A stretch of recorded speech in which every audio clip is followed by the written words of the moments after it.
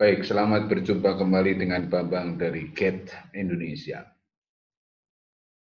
Kali ini yang akan kita sampaikan adalah yang berkaitan dengan tanda-tanda bad boss. Ya, apa sih tanda-tandanya dari bos yang nakal atau yang sulit ataupun yang toxic? Ini kayak bad boys itu, ini bad boss. Mari kita lihat, ada 20 tanda ini. Ada 20 tanda. Tanda-tanda bad boss itu satu, itu senang favoritism. Ya. Jadi di dalam memilih anak buah itu senangannya, wah favoritnya sama ini, ya, nggak suka sama yang itu. Ini akibatnya jadi kurang adil ini. Nah, senang beda-bedain, senang bergeng. Yang kedua itu umumnya itu adalah kurang fleksibel. Jadi kaku dengan pendapatnya, kaku dengan pikirannya, kaku dengan pengalamannya. Nah, yang ketiga ini istilahnya micromanagement. Micromanagement itu artinya senang mengoreksi atau senang mengelola hal yang kecil-kecil. Ya. Jadi lama-lama ini bisa nyinyir nih orang kayak gini. Ya. Nah, positifnya itu adalah detail, negatifnya nyinyir, bawel. Yang keempat ini suka berbicara kasar. Ya, udah teriak kasar lagi. Kadang-kadang bisa keluar itu semua peliharaan di kebun binatang itu juga keluar. Yang kelima ini suka mengkritik di depan umum. Padahal bos yang bagus itu adalah yang memuji di depan umum, ada membimbing ataupun memberikan saran, mojok, jangan sampai ketahuan. Tapi kalau ini kebalikannya, di muka umumnya main kamu itu kayak gitu aja nggak becus dasar. Dan selanjutnya, ya. Yang keenam ini tidak pernah memuji, jadi tidak ada pujian. Jadi kalau lihat orang bagus itu ya memang sudah seharusnya dia kerja bagus gitu. Padahal yang menyenangkan itu adalah orang yang senang muji, bahkan untuk hal yang terkecil sekalipun. Lah ini nih muji aja nggak pernah, mengkritik, memaki-maki ya. Yang ketujuh, bad boss itu biasanya tidak punya visi, ya. Jadi tindakannya dia itu selalu reaktif. Yang kedelapan ini tidak pernah memberikan umpan balik, tidak pernah memberikan saran, tidak pernah membimbing. Jadi tahunya itu ya hanya memaki sama mengkritik.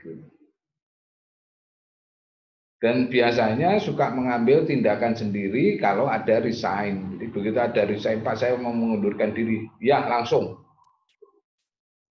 Jadi bosi banget, ya.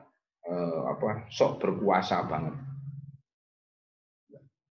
Harusnya kan ngobrol dulu ya, dengan anak buah, ada ngobrol dulu dengan HR, ngobrol dulu dengan atasan, ada mengenai alasan-alasan resign-nya. Tapi jangan langsung jebret. Yang ke-10 ini biasanya berisik. Jadi kalau ada ada kesulitan, ada masalah nih ngoceh atau bingung sendiri. Ya. Padahal moment of the truth-nya dari seorang leader adalah ketika kacau itu dia harus tenang. Kalau ini enggak, malah berisik, bingungi orang Jawa bilang. Di halaman berikut yang ke-11 banyak janji.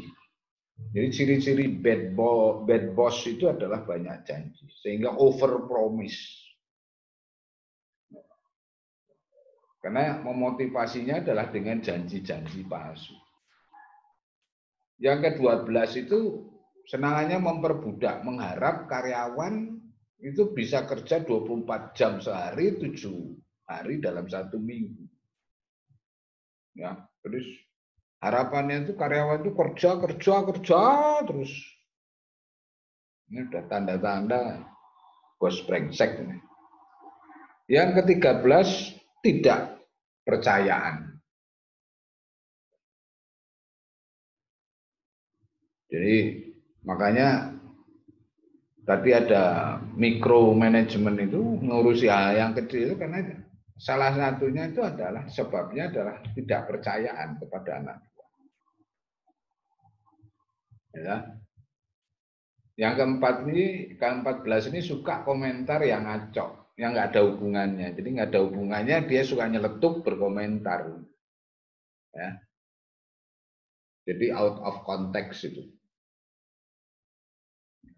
Mungkin agak korslet. Yang ke-15 itu mengharap orang lain itu seperti dirinya. Padahal kalau seperti dirinya semuanya seperti dirinya, ya enggak lucu hidup ini. Ya.